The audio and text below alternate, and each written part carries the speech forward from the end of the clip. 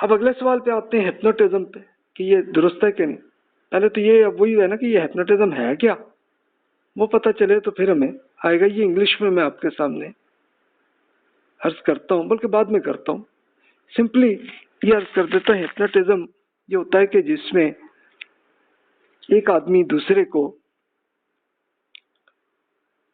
وہ کہتا ہے کہ آپ ذرا تھوڑی آنکھیں بند کریں، بند کر کے پھر اس کے ذہن کی طرف وہ پہنچ جاتا آدمی، پہنچ کے اور پھر اس کو کچھ نہ کچھ سجیشنز وہ دے دیتا. اچھا یہ پریکٹیکلی ایسے نہیں ہو سکتا کہ ہر کوئی کسی کو ہپنوٹائز کرے، بلکہ جو ہپنوٹزم کرنا چاہ رہا ہے، کروانا چاہ رہا ہے، تبھی جا کے ہوتا ہے، ایسے نہیں ہوتا. تو اب اس کے لیے بعض اعتراض کیے ہیں کچھ فقہا نے، کہتے ہیں جی یہ کالا جادو ہپنوٹزم سے کیا جا سکتا ہے، اس لیے جادو تو حرام ہے. تو سیم اسی طرح یہ بھی تو ہپنوٹزم بھی تو یہ ہے نا. پھر روحانی طاقت حاصل کرنے کے لیے لڑکوں کو دہشت گرد بنانا یہ بھی تو حرام ہے نا. تو سیم ہپنوٹزم کے ذریعے یہ بھی تو کروا سکتے ہیں نا، اگلے کو موٹیویٹ کر کے. پھر یاداشت میں غلط، اور پھر اسی کے بعد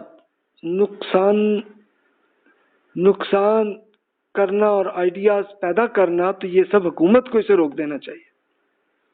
اچھا اکثر فقہا پھر اس میں کہتے ہیں جی دین میں ہپنوٹزم میں کوئی پابندی نہیں ہے، قرآن و سنت میں اخلاقی اعتبار سے بھی اس میں کوئی برائی نہیں ہے، اس میں جائز ہے.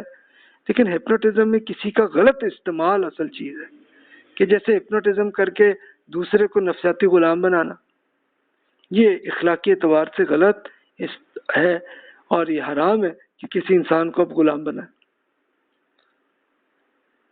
اچھا پھر ایک دوسری اس کا ایک طریقہ ہوتا ہے، اسے سیلف ہپنوٹزم کہتے ہیں. اس میں اخلاقی برائی نہیں ہے کہ دوسروں کو ہپنوٹزم کرنے میں برائیاں بن سکتی ہیں، لیکن انسان اپنے آپ کو ہپنوٹائز اگر کرتا ہے اور اس کے دوسرا آدمی کوئی نہیں ہے، آپ خود اپنے آپ کو ہپنوٹائز کرتے ہیں، سیلف ہپنوٹزم جسے کہتے ہیں، تو اس سے کوئی حرج نہیں ہے. ہاں حکومتوں کو ضرور روک دینا چاہیے کہ ایسی چیزوں کو کہ دوسروں کو ہپنوٹائز زبردستی جو کرانا چاہے تو اس کے لیے کرنا چاہیے.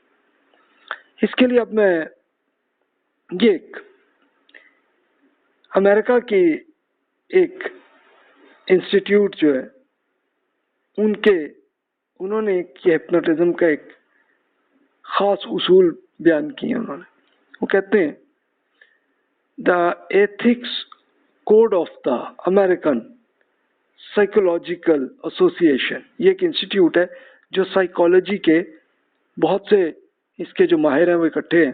تو وہ کہتے ہیں code of conduct of the American society of clinical hypnosis.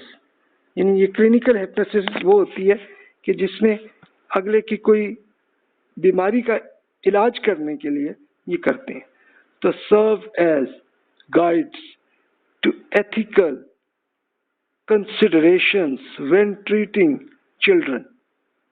تو کہتے ہیں خاص طور پہ بچوں کے لیے بہت احتیاط کرتے ہیں، اس میں کوئی ایسی غلط حرکت نہ ہو.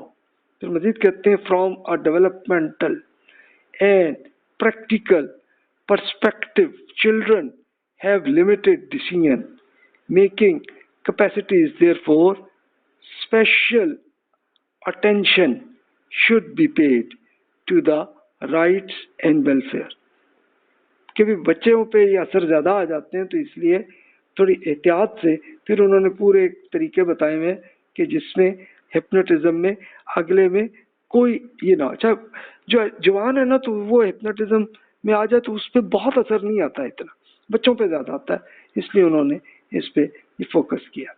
تو اس میں سمپلی دیکھ لیں کہ اگر اگلے کی جان مال آبرو کے خلاف کچھ ہو رہا ہے تو پھر تو گناہ ہے، اور نہیں ہو رہا اور اگلے کی محض علاج کے طور پہ ہو رہا ہے تو پھر کیا حرج ہے. اور سیلف ہپنوٹزم میں تو آدمی نے خود اپنے آپ کو ہپنوٹائز کرنا ہے، تو اس میں کسی برائیوں پہ نہ کرے، کوئی بس اپنی اچھائی کی طرف کرے تو کیا حرج ہے اس میں. تو یہ آپ سوچ سکتے ہیں، اس میں فیصلہ آپ نے کرنا ہے.